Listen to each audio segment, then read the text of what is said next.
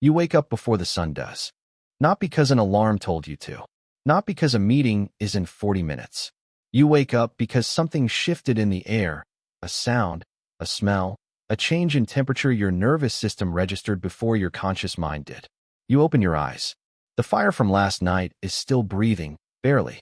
The people around you are sleeping in loose clusters, children tucked between adults. And the sky outside is just beginning to turn from black to a bruised, dark blue. This is your morning. For roughly 300,000 years, this was every morning. Here is something most people have never been told. Your ancient ancestors were not scrambling to survive every waking hour. They were not running from predators at dawn, hunting mammoth by midday, and collapsing from exhaustion by night. That version of prehistory is almost entirely wrong. What researchers have discovered, and what the archaeological record increasingly confirms, is that the daily life of a hunter-gatherer was not brutal. In many ways, it was astonishingly, uncomfortably comfortable. Anthropologist Marshall Solins called hunter-gatherers the original affluent society. He did not mean wealthy in the way we use that word. He meant that they had more than enough of what they actually needed. They worked, by some estimates, between 3 and 5 hours a day to meet their basic survival requirements. The rest of their time was, by any honest definition, leisure. So what did they actually do with it? Let us reconstruct the day. Let us walk through it hour by hour and find out what your ancestors were actually doing when they were not fighting for their lives. The first thing you do after waking is tend the fire. This is not a chore. Fire is social infrastructure. It is light, warmth, protection, and the thing that everyone will gather around in a few minutes when they wake. You add wood. You watch the flame rebuild itself. There is something in your nervous system that responds to fire. Researchers at the University of Alabama, led by Christopher Lynn, found that watching fire actually lowers blood pressure, that humans have a neurological response to firelight that promotes relaxation and social bonding. Your body was built to do exactly this. Sit by a fire and let your mind go quiet. By the time the sun is fully up, the group is moving. Not urgently, not with a plan mapped out in advance. Small bands of hunter-gatherers, typically between 15 and 50 people, what anthropologist Robin Dunbar called a band, would make decisions fluidly, reading the environment and each other. Someone knows where a grove of fruit trees was spotted 3 days ago. Someone else noticed tracks near the water source. The group decides what to do together, in conversation, without a hierarchy commanding them. Anthropologist Christopher Boehm, in his book Hierarchy in the Forest, documents how most hunter-gatherer bands practiced what he called reverse dominance hierarchy, meaning the group actively suppressed any individual who tried to dominate or hoard. Leadership was situational and earned fresh every day. So you move together. Maybe 2 or 3 people split off with tools to hunt. The rest gather. Gathering is the backbone of the diet, and this is important. In most hunter-gatherer societies studied by anthropologists, plant foods account for 60 to 80% of daily calories. The hunting gets all the cultural glory, but the gathering is what keeps everyone alive. Women, elder men, and older children move through familiar terrain. Terrain they know better than any modern person knows their own neighborhood. They know which roots are ready. They know which berries are still a week out. They know which leaves taste bitter only when they are young. This knowledge, passed down through generations with no written language and no textbooks, is one of the most sophisticated ecological databases in human history. Richard Lee studied the Kung San people of the Kalahari in the early 1960s and discovered that gathering a week's worth of food required roughly 2 to 3 days of actual work. 2 to 3 days. For the whole week. And the food gathered, mongongo nuts, berries, tubers, was calorie-dense, nutritionally rich, and abundantly available. Lee's findings were considered almost unbelievable when he published them. They contradicted everything people assumed about the hard, grinding struggle of prehistoric life. Meanwhile, the hunters are out. And this is where the romantic image starts to crack. Hunting in the Paleolithic was not a daily triumph. Big game hunts were successful roughly 20 to 40% of the time. Hunters came back empty-handed more often than not. A group's survival did not depend on any single hunt being successful. What it depended on was sharing, radical, obligatory, almost involuntary sharing. If a hunter brought back meat, it was distributed according to complex social rules. Everyone ate. No one stockpiled. No one said this is mine. Anthropologist Polly Wiesner, who spent decades studying the Kung San, documented how meat sharing was so tightly woven into social life that to refuse to share was essentially to exclude yourself from the group, which was a kind of death sentence on its own. By midday, it is hot. This is the part of the day that almost no prehistory documentary shows you. Your ancestors rested.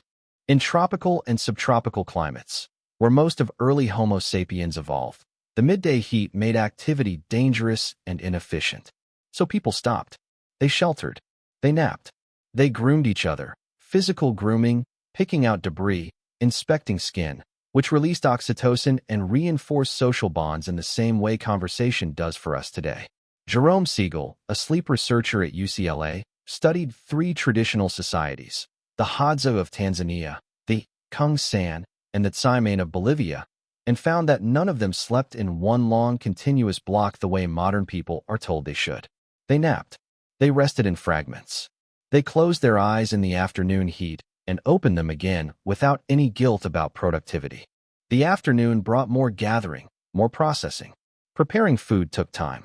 Cracking shells, grinding seeds, roasting tubers over coals. This was hours of daily labor, social and rhythmic. Children played nearby.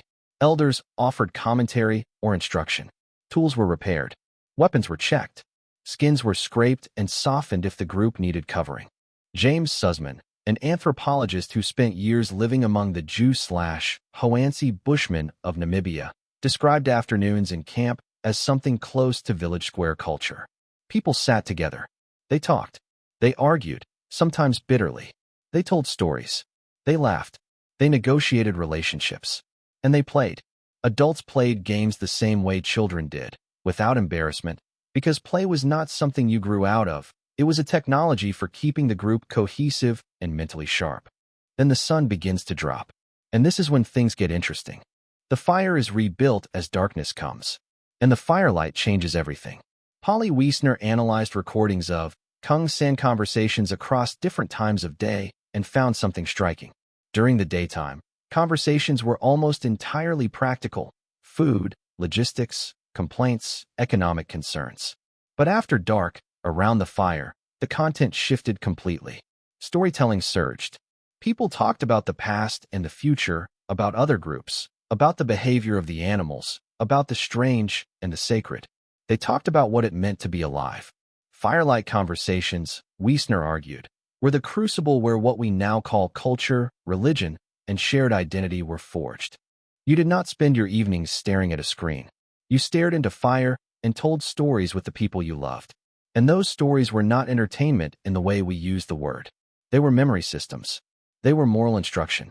They were the mechanism by which everything the group knew about plants, animals, water sources, dangerous strangers, sacred places, was encoded and transmitted to the next generation without a single written word.